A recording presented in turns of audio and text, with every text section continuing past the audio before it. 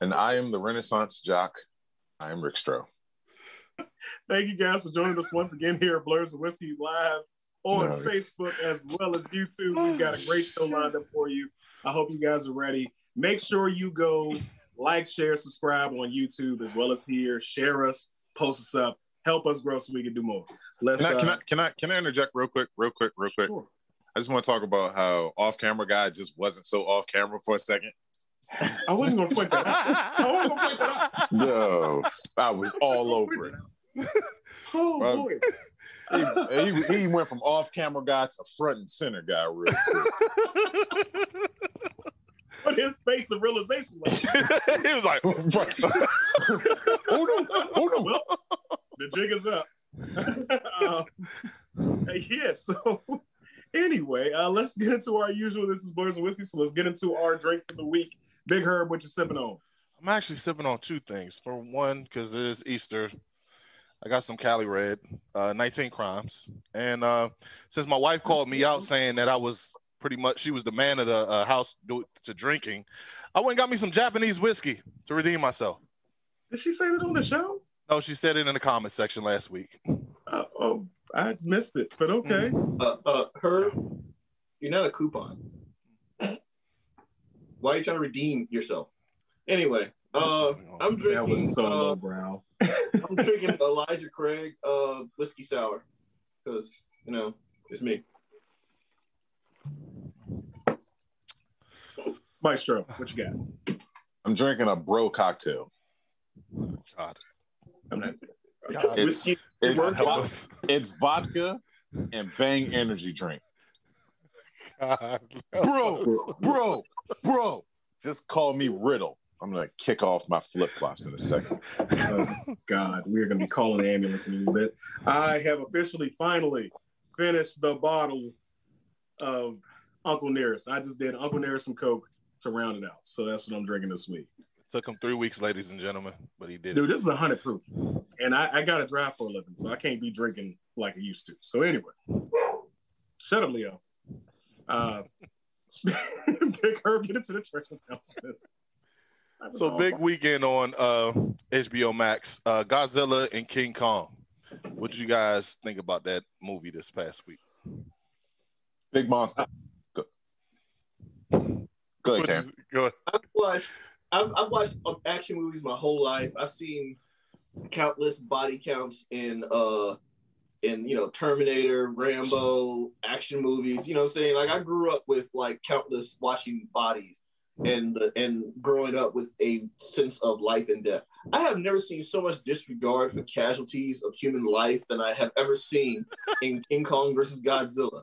Like, y'all gotta understand how much death and destruction happened, and everybody's just like, "Father, oh hey, happy ending, yo, look at the eyes everywhere, dead bodies." Did you see the meme where it's a dude crying, and it goes, Godzilla takes a swing, King Kong ducks and punches through the apartment that you're just now paying for?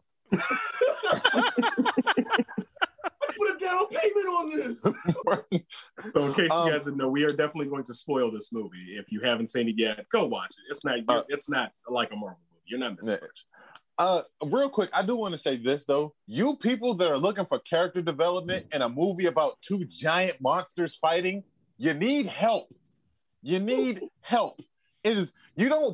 don't go to Kong versus Godzilla looking for somebody to have a character arc. No, I'm looking to see a big monkey punch a big lizard.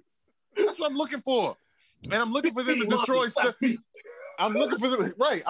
Two big meaty monsters just slapping meats across Tokyo and out of volcanoes. Just with the meat slaps. So I have to ask the question for whatever reason. Who do you think won the fight between those two? Godzilla.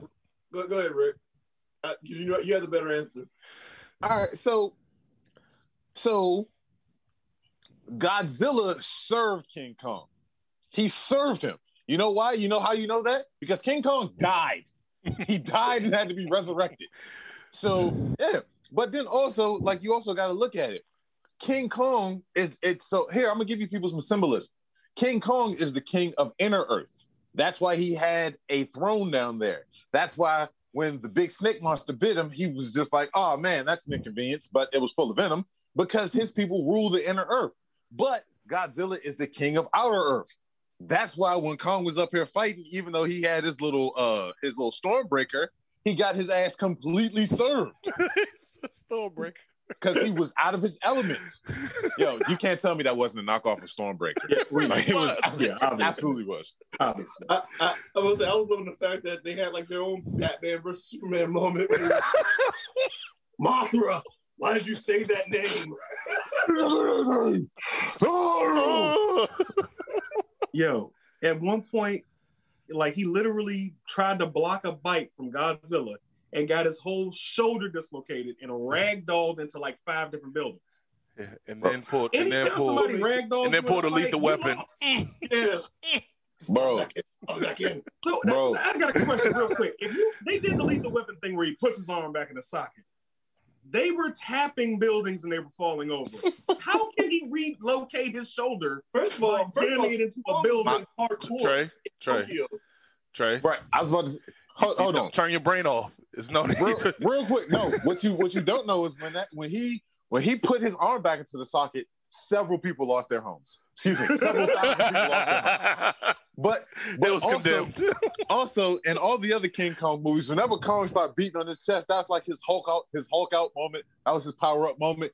He beat it on his chest, and Godzilla looked at him like, "Nigga, whatever." So I got one more point about this. So at the end of the fight, after they had the big fight with, and yeah, if you didn't know, Mechagodzilla's in it. After the fight where they defeat Mechagodzilla, because of course they got to come together as a team to beat him, Godzilla turns back and looks at Kong, roars. Kong backs up and drops his axe. Like, you got it, homie. Ain't no beat. They roared at each other. You got it. Because when he pulled off a whole Boondocks and say, "I put my foot in your chest, nigga. What you gonna do?" Like, for real. What are you gonna do? Him with Debo. You want some of this old man? No. Listen.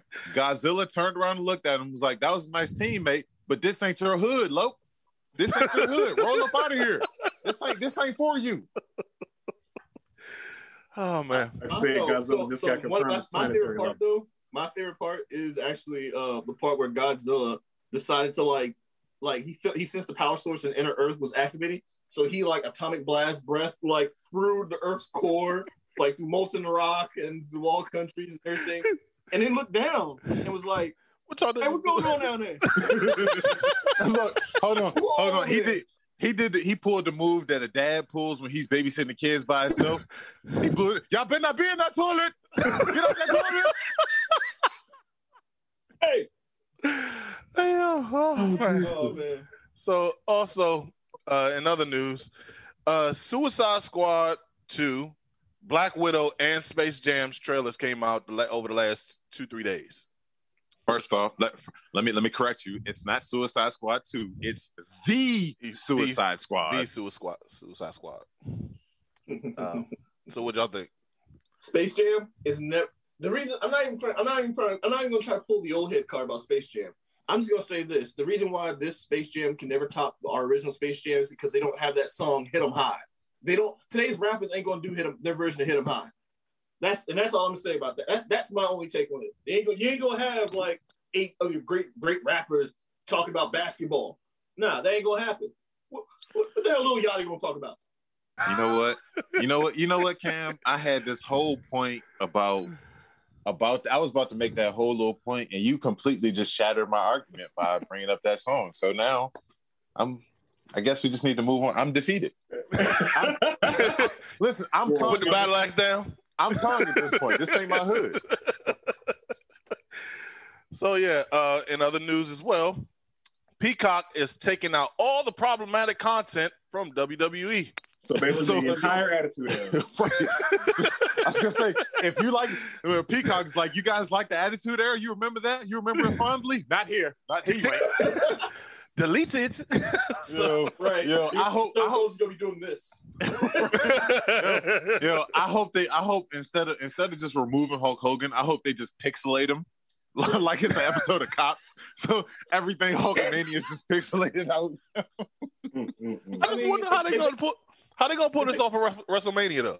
I mean, it depends on how deep they're going to go as far as like what they're going to remove and what content they are going to remove. Because if you think about like most of the '80s promos, which pretty much like steroids and cocaine, so like even the Hogan era or the Hulkamania time is pretty much like we know that was cocaine. Like, come on, Ultimate Warrior, come on, man, like they going nah, we good, right? Yeah. Literally blowing himself up every match.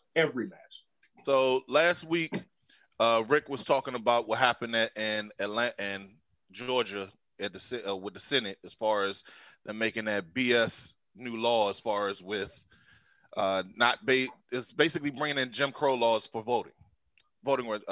So the MLB stepped up, which I kind of didn't see coming. They stepped up and said, you know what, we're not going to do the All-Star game nor the draft in Georgia this year because of that situation. So we're going to move it somewhere else. Kudos to them for that, because if you look at different situations like what happened in '93, Arizona didn't want to pay people for Martin Luther King's Day. They went ahead and moved the Super Bowl out of there. A few years ago, they had the situation that happened in North Carolina when they didn't have the transgenders bathroom situation. They moved it out of North Carolina somewhere else. So kudos to them for seeing the BS that's going on there and wanted to move it. Next up is Marvel needs to stop shooting movies in Georgia. We all know that ain't gonna happen, but I was about to say. I mean, we'll get our Tyler Perry crossover.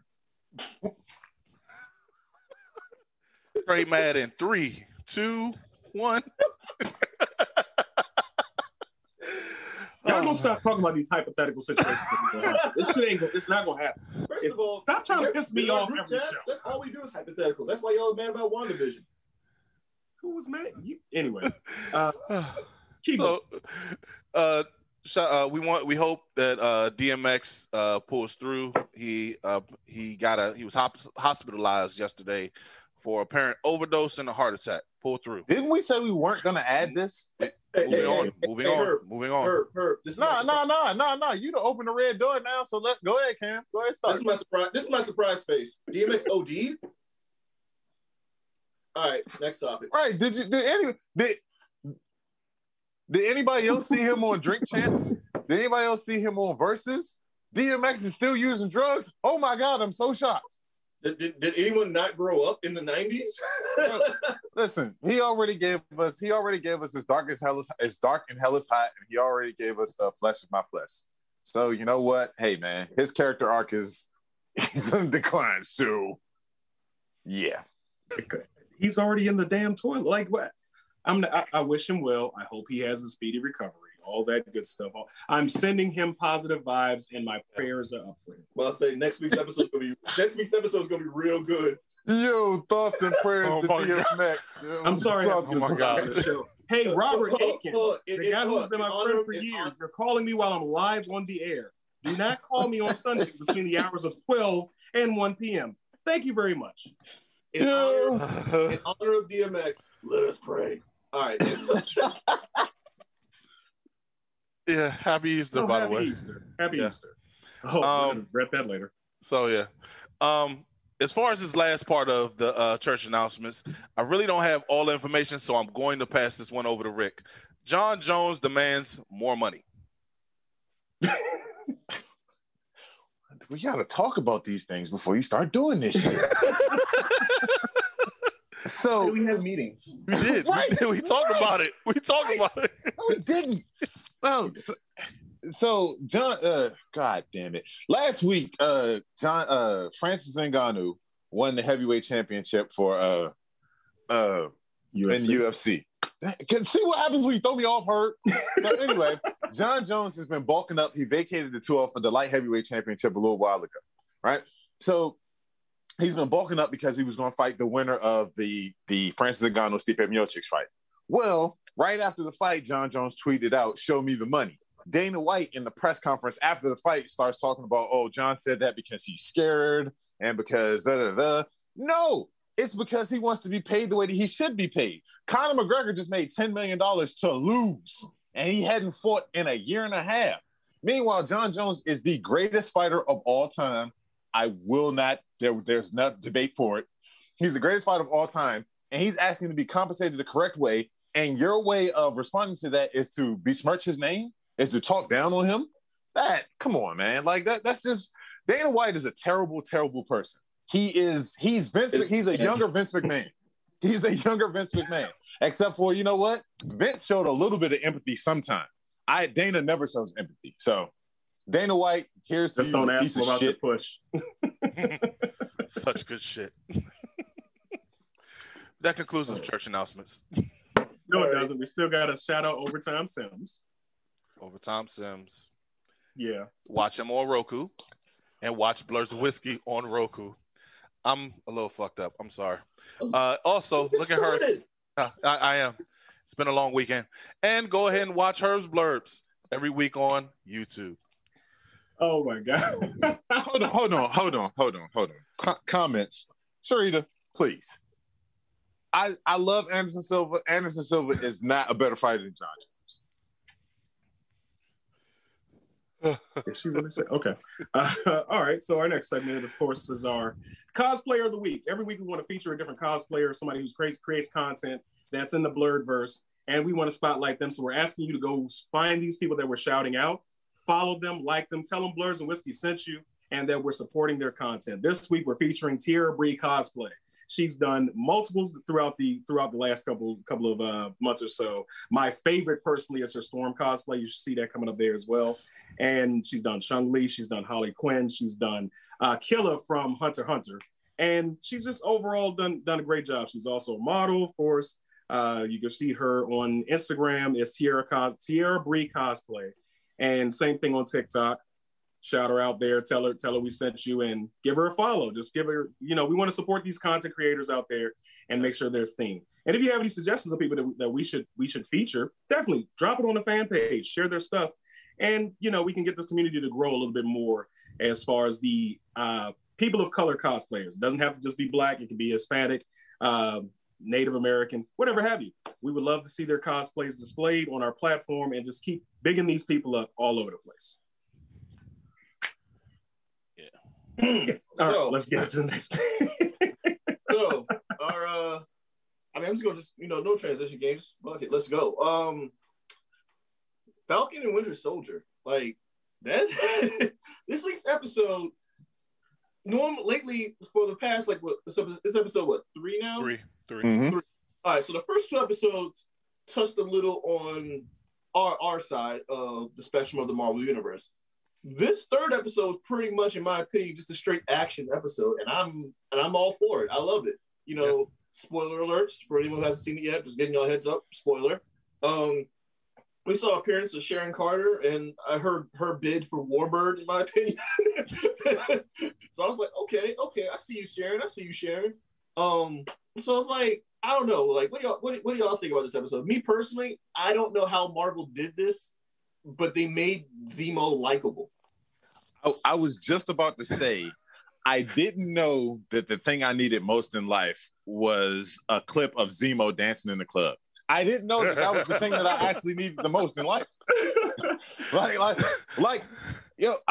was having a conversation. I was actually having a conversation with somebody, and we were talking about how the part where, spoiler alert, God, the part where Zemo puts on the mask and proceeds to start whooping at. I'm like, yo, I know his history. I know this character. I'm rooting for Zemo. Mm-hmm. Like Zemo they actually showed Zemo handling some business, and I loved every minute of it. Also, you people who are out here talking about, I didn't know Sharon Carter could fight like that. She was a SHIELD agent. She was the SHIELD agent chosen by Nick Fury to protect Captain America. So there's a reason for that. You know what I mean? He's a beast. She give Black Widow some go. Yeah. Also, in the Dave Chappelle vein, I love seeing racists get shot on camera. I could watch Nagel get shot in the face dozens of times every day. It just gives me, it warms my heart so much.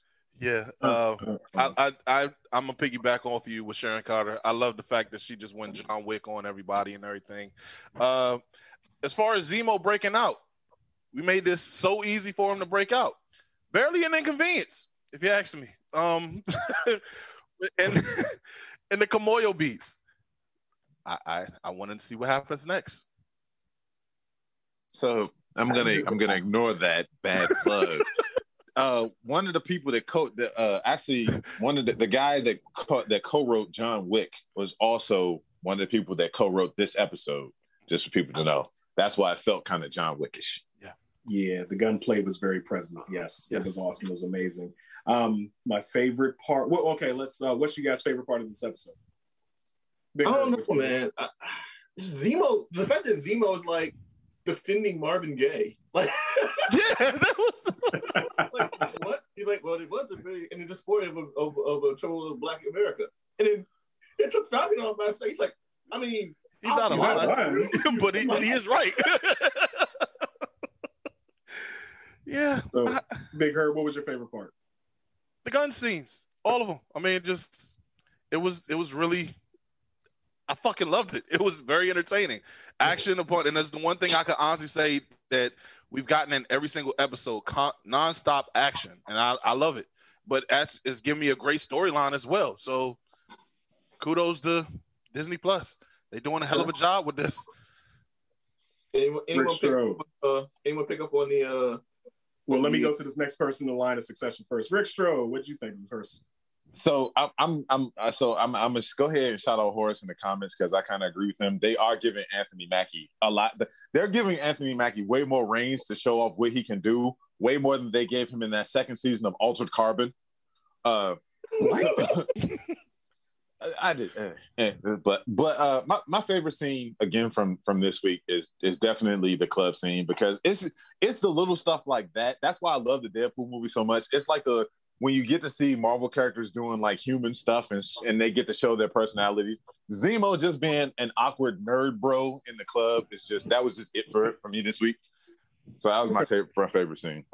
Me personally, my favorite part of this episode. I'm surprised you didn't say this, but the intro of Zemo to Bucky and the very, like you said, you called it. The very first thing he's going to do is going to start running off boat, rusted. He's going to start running off the Winter Soldier protocol. Great boat. And he was like, it don't work no more. I just want to see if the old ways work with the new you. Like that was a great callback to everything we've seen in the MCU with involving those two so far. We knew it was going to happen. We didn't know exactly, and we still don't technically know if it really happened that way or not. Things could change. Marvel changes things. And the fight scene inside the bar, the first part he went to, he was a little too comfortable to me doing what he was doing. He's been on Zemo's side this entire time. So it's very possible that what we saw was a display of him actually getting those protocols in and him taking back over control of Bucky and Bucky having to re-break out of that again down the line.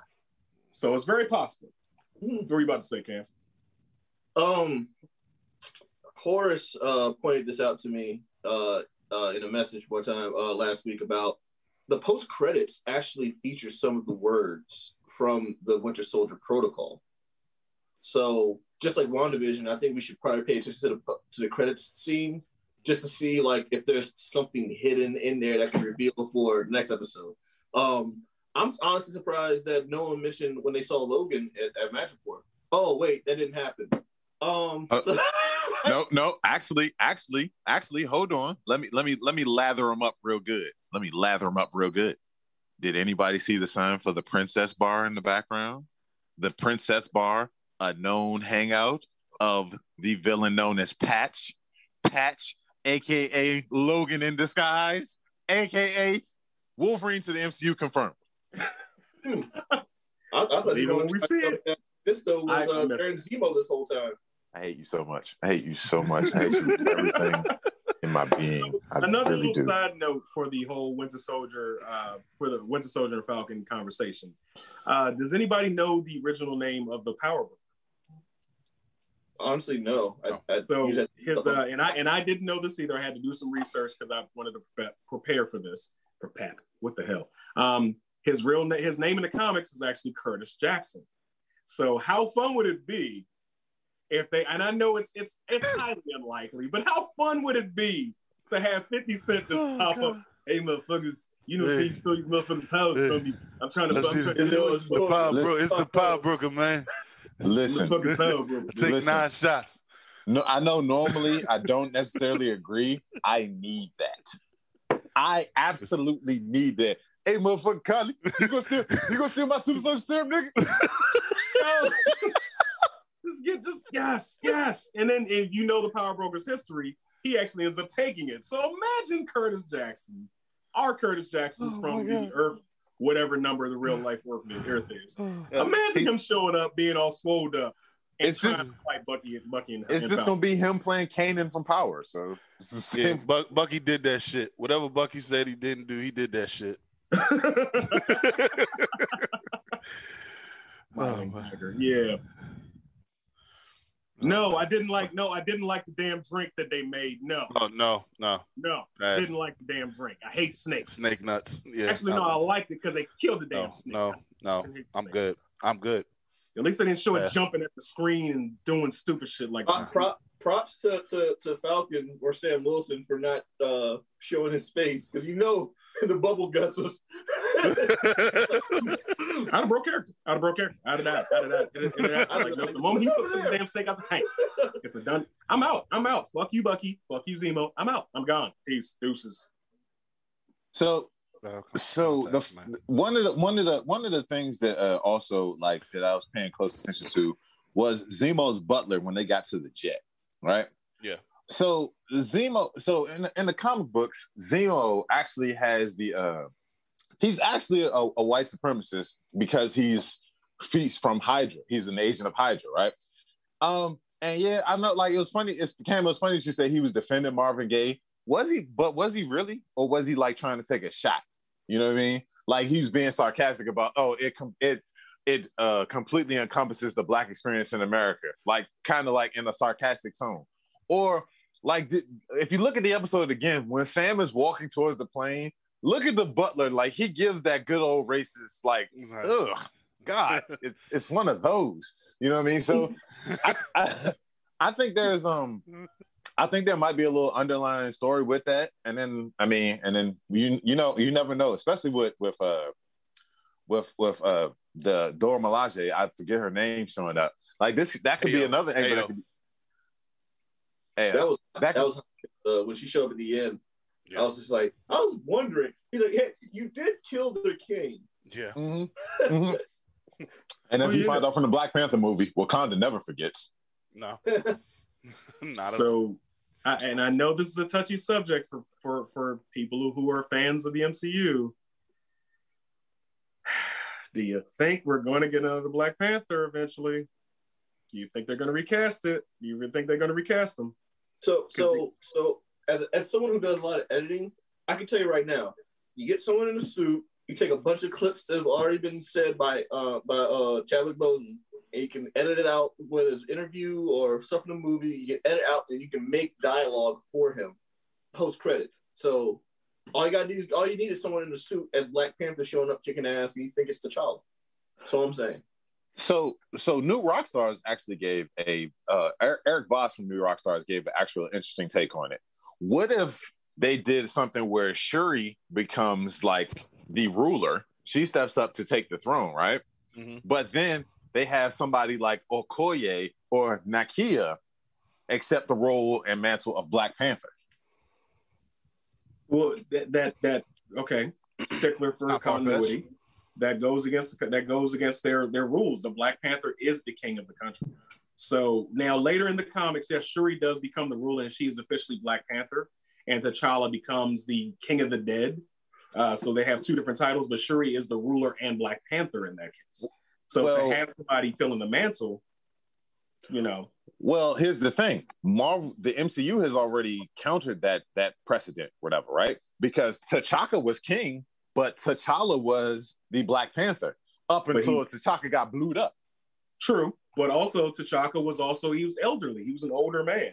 So you could probably not fill that role anymore. So as the heir apparent, but they had vibranium and a heart-shaped herb. So I mean that negates everything because comics. And then plus, Black don't crack. Look at Isaiah Bradley. Isaiah Bradley out here throwing tins through walls, and he's 158. Yep. But okay, yeah, That's because he had Mantis technology to keep him standing up straight. Yo, there it is. That's how you bring it full circle. Y'all don't know Isaiah Bradley was Mantis. Most of y'all don't even know Mantis. You don't even know.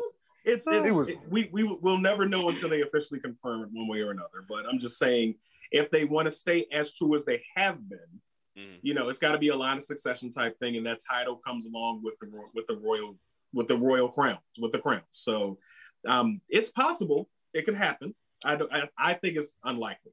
So, but I'm hoping that they give somebody. I hope they give somebody a chance to play that role, and so we can continue with it. Because yes, some people look at it as a disrespectful to Chadwick, but I think that the character has to go on. That's just my personal opinion. We've had 8 Batmans, 9 Supermans. Like, it happens. Right. The initial situation, everybody's going to be in their feelings about it. But just like Cam said, you had 8, 9, 10, 11, 12 Batmans. You're going to have different Supermans. It's all going to come together. As long as the picture is good, we'll get over it. No, Chuck said the series ends with Falcon becoming Captain Panther. Night fight, horse. Night fight. real quick. I want to say something else also on a serious note. You people that are sending death threats to Wyatt Russell because he's playing John Walker, you need help. You need help. There's something wrong with you people. You need serious counseling because you're sending death threats to a real person for playing a fictional character. Yes, he's Captain All Lives Matter, but it's a fictional character. Hashtag Captain All Lives Matter. Make it a thing. We always agree they had a punchable face, but like I said, I don't condone the death threats. It's still real to me, damn it. Right. And then also, since it was brought up, since we're talking about DC Universe and their whole all of these different. DC also is doing the ultimate backpedaling thing because the new Batman movie starring Robert Pattinson takes place in Earth 2. God, they're lazy. God, they're fucking lazy. Earth 2. They said it takes place in Earth 2. Do they know what happens in Earth 2? Hold on. So what you don't realize is that's them kind of leaving open the back door to restart the Snyderverse, even though they said they're not going to do that. God, they're so lazy. Warner Brothers, you guys are just the fucking worst, man. They are. They really are. Oh, shit. I don't get it. I really don't understand. Like, why? Do you know what happens in Earth 2? Like, Darkseid wins in Earth 2. Granted, we get a black Superman out of it, but Darkseid wins in Earth 2. Batman dies, Wonder Woman dies, Superman dies. So yeah. If you're reading the New 52 continuity of Earth 2. So yeah, but that's just comic stuff. But what if they don't follow comics, Trey? Will you be upset? Yes. Have I not shown you this by now? I'm going to be upset. I'm upset now because they're not following it. That's the whole reason why we hate DC. I'm the dumb one? Dude, I was being sarcastic. Never called you dumb, for one. And for two, fuck you. Okay. God damn. But anything else on Falcon and Winter Soldier? Any other points? Checking the comments real quick. Somebody said he really did give them the give slops to pigs vibe, talking about the butler. He literally told the butler that, oh yeah, I forgot about that. If the food doesn't pass the smell test, give it to them. It's just all fucked up. Like, so. Yeah. Every time we talk about DC, Rita has the same take, and I just imagine her as Gandalf with that staff, and somebody's like, "Oh, but DC," and her she's like, "I don't care about DC." It's ridiculous. I mean, yeah, people get passionate about their comics and their media. You know, so it's almost like it's a religious experience for some people, and I'm one of them. I follow these things almost religiously, but religion can be wrong from time to time. So that should lead us directly into our throwback movie of the week, which is Dogma. Yes, excellent movie created by Kevin Smith.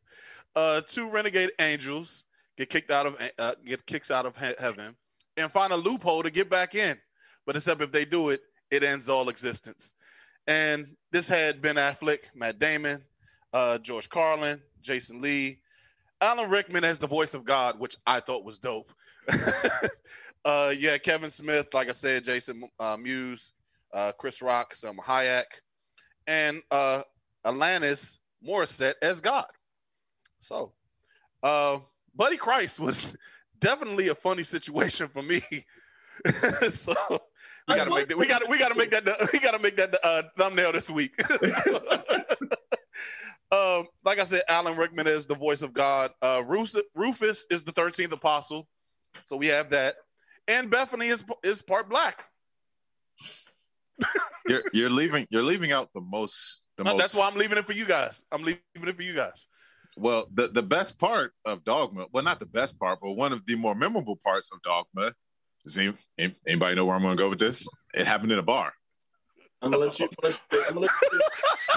It's a literal shit demon. They have a fight with a shit demon. Let's go golf. I forgot all about that. I forgot all about that. He knocks them out with some air spray. No, they didn't just. My bad. Go ahead, Cam. I'm sorry. I'll say the part that I want to get on is the reason, the loophole that they found is the gain access back into heaven. The reason why that was such a big deal is because it's going to end all existence. The reason why it ends all existence is because the one true affirmation amongst all existence is God is always right. So if they found a loophole and then they re-enter heaven, the reason why existence wouldn't exist anymore, or it'd be the end of the world, is because I would say God is wrong. If God is wrong, then therefore everything can't exist. And that was the loop. That was the reason why the loophole was so dangerous. Also, DC Comics reminds me of the bootleg movies with people walking up and standing up. Yeah. But yeah, so just another comment. They stole that from the Wanted comic book, the Shit Monster. There was a Shit Monster in the Wanted comic book, but I think that came out after. I think the comic came out after Dogma. Sorry, I'll have to look that up later. I'm not going to argue with him on the comments. One of the funniest part was Alan Rickman. He, as an angel, they can't drink. So he's sitting there with 2 shots of tequila. He's taking one. He's spitting back in the cup. I want a shot of tequila and 2 glasses. Like, what the fuck? Oh my! And he spit it back in. So damn, I wasted whiskey on my chin. Just watching people that scene right there. What he said to Jay. He said that was. I'm not going to repeat it on air, but yeah, that was funny. Now you want to be reserved? I mean, y'all have basically been giving me the shit continuously for saying the one word that I'm never going to say on the show anymore. Yeah, don't say that. So, but yeah, so just now that we know what you're talking about. Yeah. So. But overall, that's definitely a throwback that you need to watch. But it's definitely a great movie. It's definitely a great movie. It's very special to bring that up on this Easter episode of Blerds and Whiskey. But speaking of things from the religious angle. So today's character of the week is, I really enjoy this, but I can't even lie. We don't care. At this character of the week, I had a devilish good time.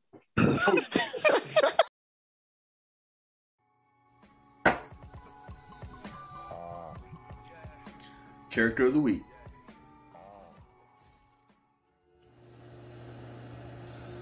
What a week it's been. So, today's character week is going to be none other than the Prince of Darkness himself,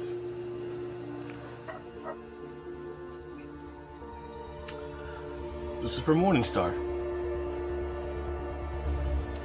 Lucifer's real name, Samael, that was his pretty much given birth name. Lucifer, he adopted that name, Lucifer Morningstar, which means light bringer, because he created the stars.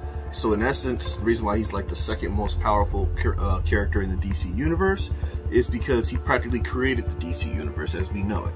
Power-wise, I would, if you compare him to the Marvel side, some people instantly try to compare him to, say, a Mephisto. But in my opinion, he's more closer to Living Tribunal power level. So I would say he's beyond Omega level in the DC universe. In 1989, Sandman, issue number 4, you saw your first appearance of Lucifer. That's when they explained his origins in DC Comics. Basically, he was the second creation, one of the two creations from the Presence, which is DC's answer to God. He was one of the more powerful, more wise, blah, blah, blah. He also rebelled against the Presence, and that's pretty much what started him to have his own kingdom, which is called Hell. It was basically like his own environment, his own living space. He just kicked him out and gave him a home. But that formed issues of abandonment and resentment towards the Presence. He pretty much got bored ruling Hell for billions of, let's say, eons since the beginning of DC Universe time. He went to Earth and pretty much retired on Earth for a while. And that's pretty much how you get him playing a piano club called The Lux. He pretty much unlocked the gates of Hell and left it open and gave the key to whoever wants to pick it up, which ended up being some angels, probably most likely his brothers, because people forget that Lucifer is also an angel, an archangel to be specific. I'm not even going to try to begin to explain his powers. Like I said, it's beyond Omega level, so pretty much whatever it is he wants to do, he pretty much does. Now, as I'm showing you pictures of this blonde dude, you're probably thinking that's not the Lucifer I know. Correct. Tom Ellis on the Fox TV show, Lucifer, is the more popular version of Lucifer right now, and probably the most current one in people's minds.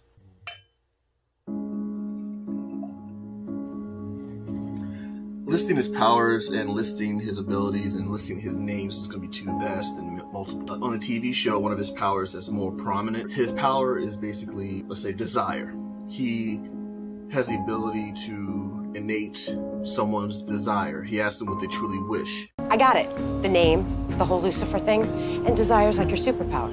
It's more like a gift from God, really. One of the things that he's always been rebelling against or had an issue with is the fact that he's been depicted as a liar or evil. When in actuality, all he does is he does what he wants, which is he engages free will. Free will.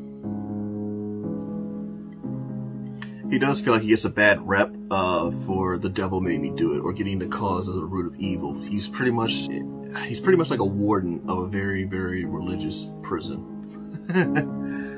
Anyway, back to you guys.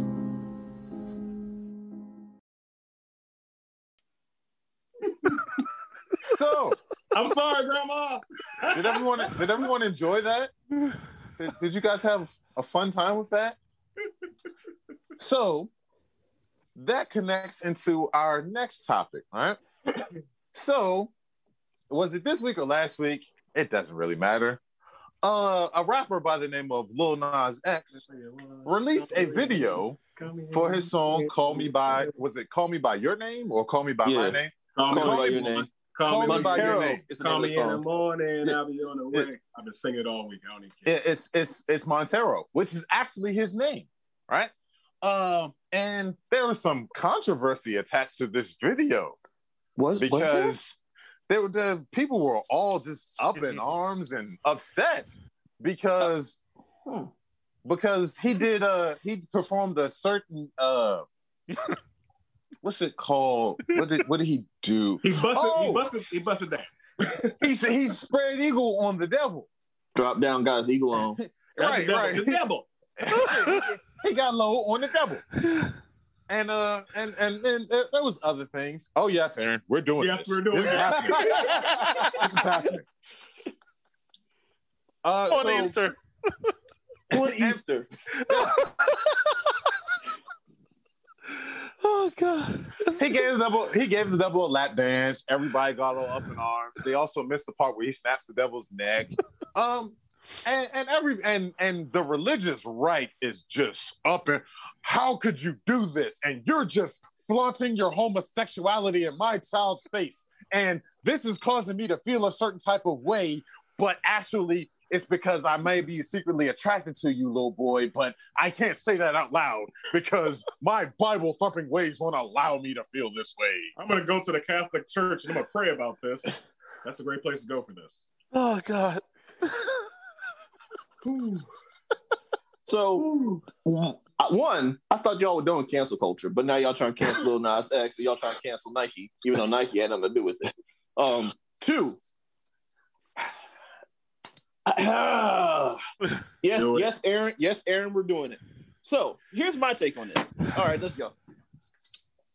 What is with the hypocrisy and the blatant homophobia in the Black community that y'all so mad at Lil Nas X for doing something that y'all listen to 3-6 Mafia. Y'all listen to DMX. It's dark as hell is hot. Flesh of my flesh, blood of my blood. Like DMX tracks 1 through 18 did not rap about him talking with the devil. It did not rap about him like killing and doing and like Bone Thugs and Harmony did not have a freaking incantation in their skits.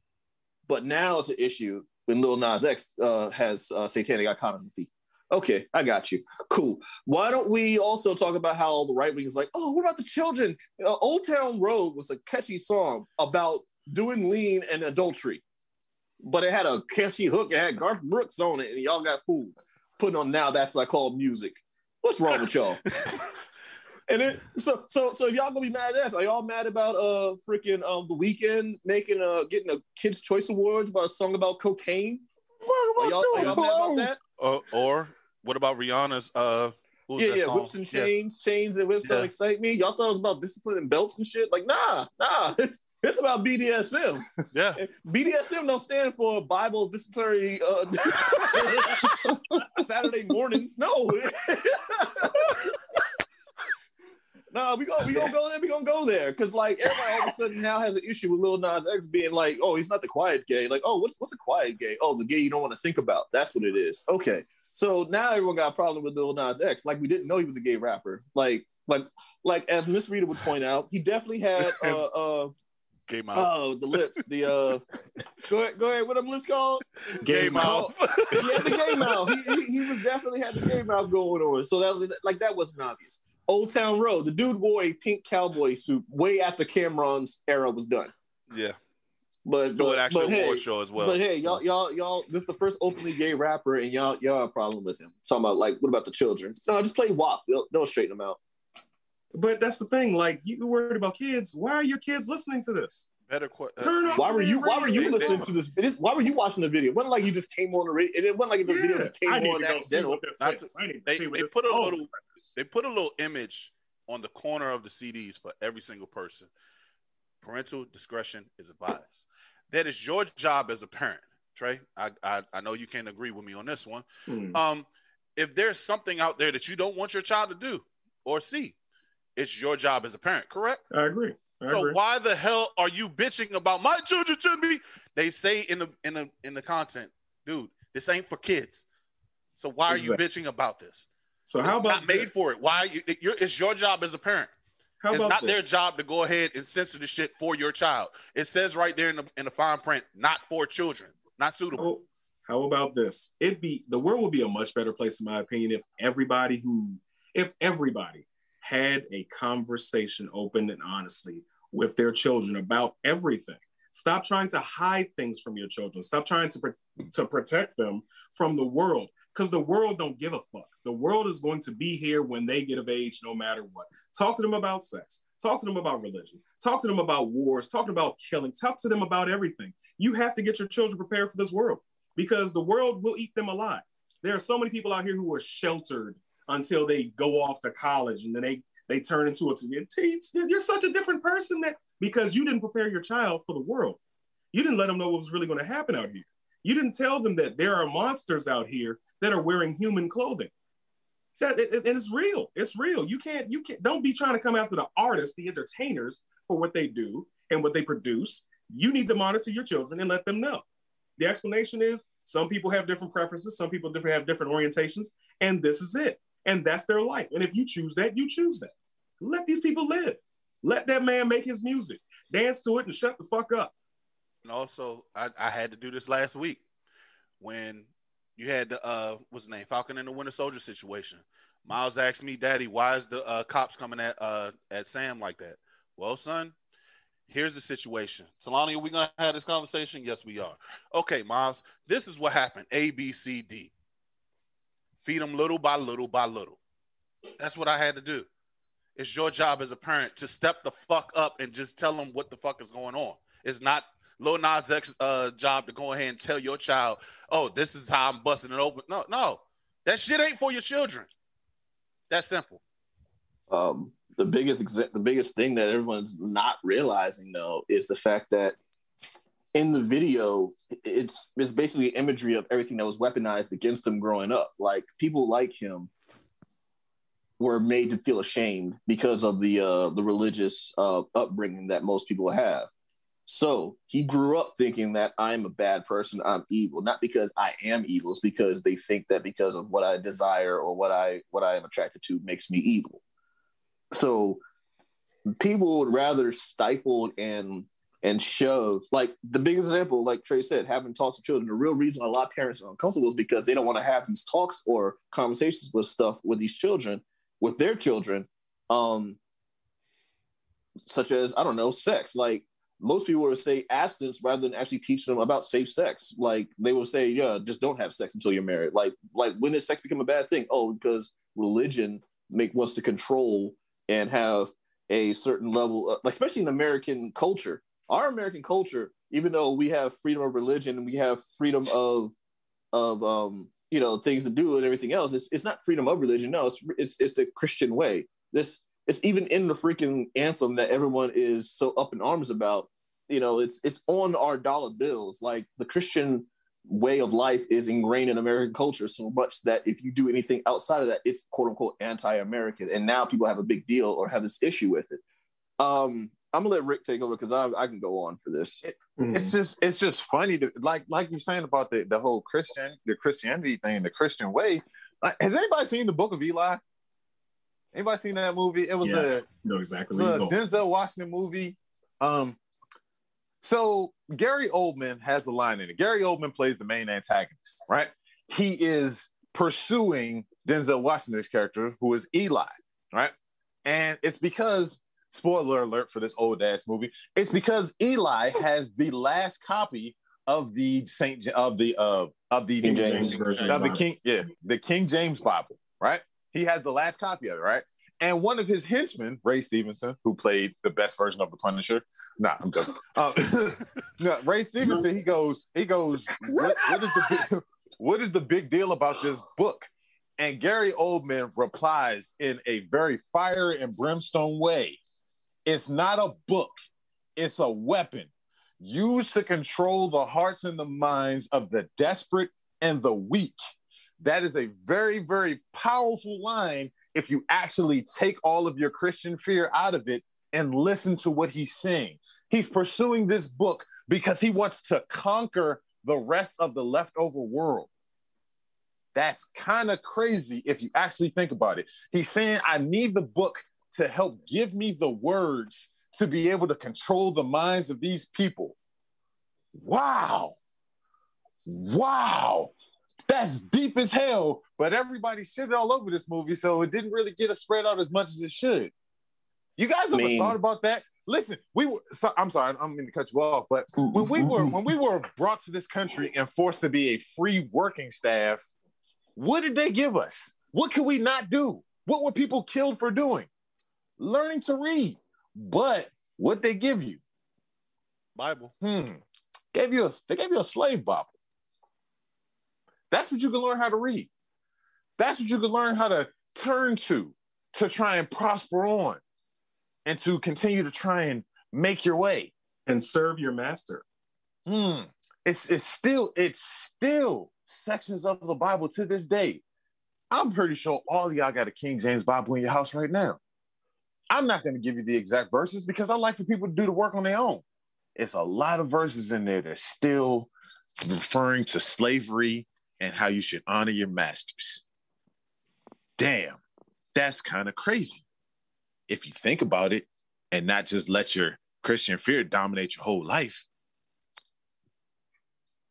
I've always wondered what Black people religion was before we came to America. I'm just saying. I mean, maybe the Bible just needs a redo. I'm gonna put it like this. I'm not anti-religion at all, to be honest. Like, I'm actually agnostic. I'm fine with people having religion. Mm-hmm. To put it mildly, and this may sound like a dick thing to say, but whatever, it's me. I'm a dick. I have no problem with God. I have a problem with people who love God. Thank you. You'd be like, oh, religious zealots. That God guy's not bad. But then to be like, I love God too. Ugh. I already know where you're going. I have a saying that I like to use, and I stole this from somebody. It's called sword or shield, right? You can either use religion as a sword, as a shield to block out the hatred and to shield the love of others, or you can use it as a sword to strike down everybody who opposes your views and everything that you think. And a lot of y'all think you Captain America and you're actually running around here Obi-Wan Kenobi and everyone. Great reference. Actually, they're more Order 66 than them people. yo, like shit. For me, it all comes down to the hypocrisy. Like one of the tenets of being a Christian is you ain't judging nobody else. It's not your job to judge anybody else, what they live, how they live, or who they are. Everybody has their own path. Everybody has their own life. Everybody has their own choice. So for you to be a hypocrite and throw stones when you live in a glass house, when you are wearing two different types of two stitches that are different from different cloths, or you got tattoos on your body, myself included, I got tattoos and wear different cloths all the time. But there are things that are just outdated there. We all know this to be true. The Bible was written by a man, and people will argue to you, blue in the face about it, that no, this is ordained. Like, we have no way of knowing that for sure. We have faith, and we have the belief that we're going to do the right thing and generally just be good people. But ultimately, there's a lot of things in there that are just old and outdated and need to be overlooked. So, but ultimately, if you're a good person and you're not an asshole and you worried about you'll be okay in my book. So get out of here with that fire and brimstone BS. Mind your damn. Yep. Patrice said, mind your motherfucking business. There you go. Yeah, I mean, like I said before, I have no problem with church. I have no problem with, the I don't know, like the weaponization of religion and hypocrisy is so prevalent in culture that it's almost like people can't think of other ways outside of it.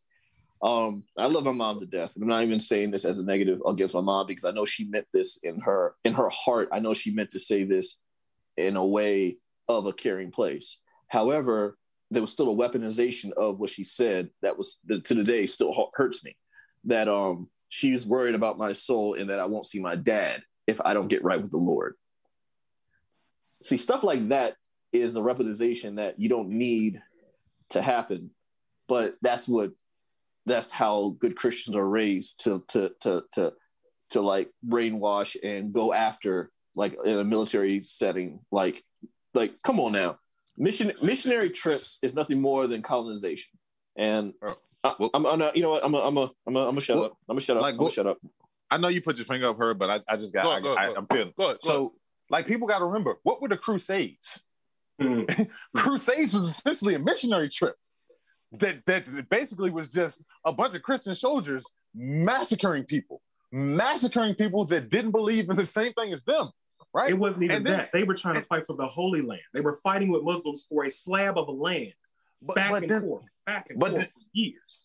But then we talk about generational curses, right? And that's the way that you're ingratiated and you're initiated into religion, right? Especially in the Black community, you're initiated and put into it with threats, right? It's just, if you don't believe this, you're going to hell. And if you don't do this, hell out of my house. Yeah, exactly. And the reason why it all connects if we just think about it. The reason why that's the way it is taught is because that's the way it is given. Mm-hmm. That's the way that it was initially given when we first came to this country. It's put as like a fear, just a whole thing of fear instead of just love. Last thing, every single time I think of God, I think about love. Love thy neighbor. You do unto others. Make sure that you have your kind heart.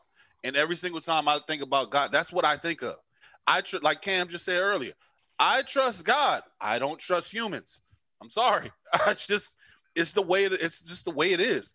Every single time that there's stories about God, he got pissed off, but he eventually changed his ways. But he said, I love you all. I love you all. I love you all. Every single person that said, well, if you don't like him, then F y'all. We just gonna, no, it's love. Even the people, if they don't believe it, hey, they got to deal with God. Not you. They got to deal with it. Guys, just love. What's wrong with loving everybody? That's it. I say it's all lives matter until they're gay or I mean, trans or black or or any type of minority, or Muslim, or Muslim, or other Buddhist. religions. I mean, yeah,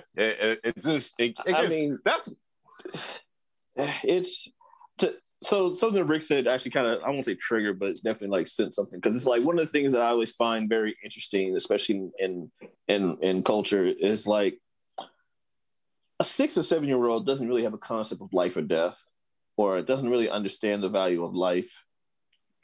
So to ingrain into a 7 or 5 or 6 year old that if they don't obey mommy and daddy, they're going to go to hell, to put the image of what hell is into a 7 year old, to me, I feel like that's abuse. I mean, but I'm also speaking as someone who's not a parent, so I have no official authority to say stuff like this, but I am speaking as someone who was a child who literally got scared into religion.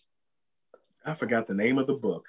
But probably the Sword and Stone. Oh, not Sword and Stone. The Turmoil in the Toy Box, all kinds of crap like that. No, where God takes a lady to hell, and they describe she spends a week in hell, and every night he keeps taking her down there to show her what's going to happen, and then she gets to spend a day in heaven at the end of it. I forgot the name of the book. I don't remember it, but I know somebody handed it to me. I don't remember who it is. It was a religious family member, and it's just. I'm about to say, I also grew up with with evangelistic parents, so I've seen all the pamphlets and the whole like flip to page 27. Bro, so I was about to make a counterpoint. Then I read the comments. Rita, you get on my nerves. You get on my nerves. Ain't nothing but love, Rita. This all boils down to it's all right to cross-dress for Christ. And now I'm checking out. Yeah. we got the Left Behind. The Left Behind series.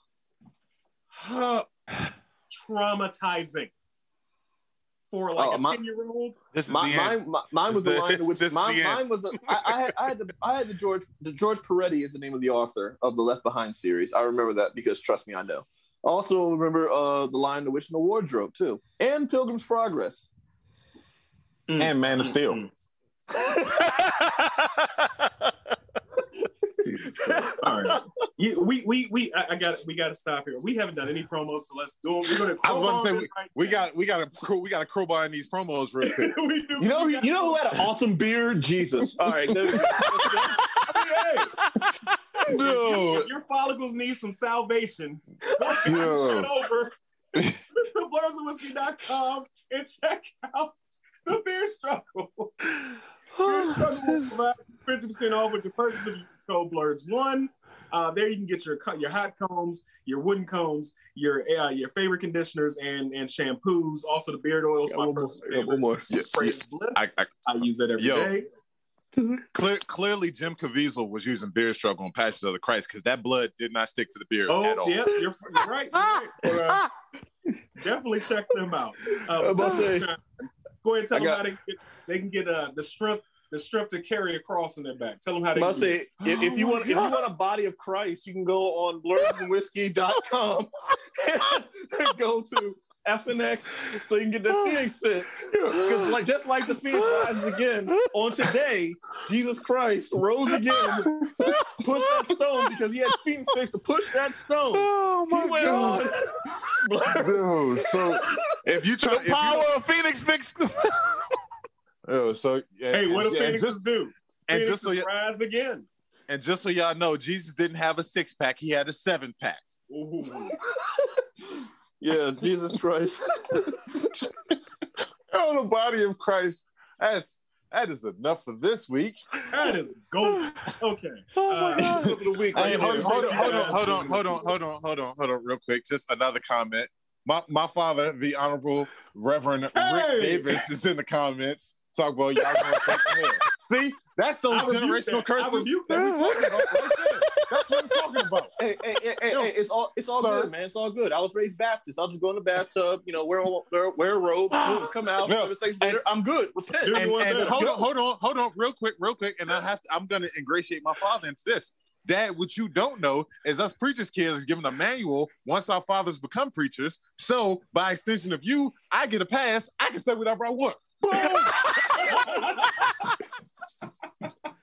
He's been saying this for the last 2 years. He really has. I've been saying it for longer than that, sir. Saying it forever. Since he became a preacher. Preach this kid pass. A do what I want. Just imagine being in a cookout and you hear that from across the yard. I'm a preacher kid. I can say what I want. Oh man. Oh my Up God. to it, down to it. Let's go. In July, Jesus. This is fun. But as always, guys, like, share, subscribe on all social media platforms. And as always, Hey, real quick. I gotta plug this. I don't care. Your boy hit 45,000 on TikTok. It's going down. Like, share, subscribe. Golf clap. Hey, your boy's trying to make it to 10K. I'm this close to 10K, y'all. Follow. dude, I'm just trying to get the Hashtag two. Follow her and follow Cam on TikTok. Let's get these numbers up, people. Come on. I'm never And go getting to one. YouTube, I'm never like the getting one. YouTube. Like the YouTube. Help us grow so we can do more. We want to reach everybody. We want everybody to get bigger out here. So go ahead and do your Blerds. thing. As always, up to it, down to it. Fuck those who don't do it. We do it because we used to it. Drink, motherfucker, drink. Happy Easter. Happy Easter. Great. Jesus.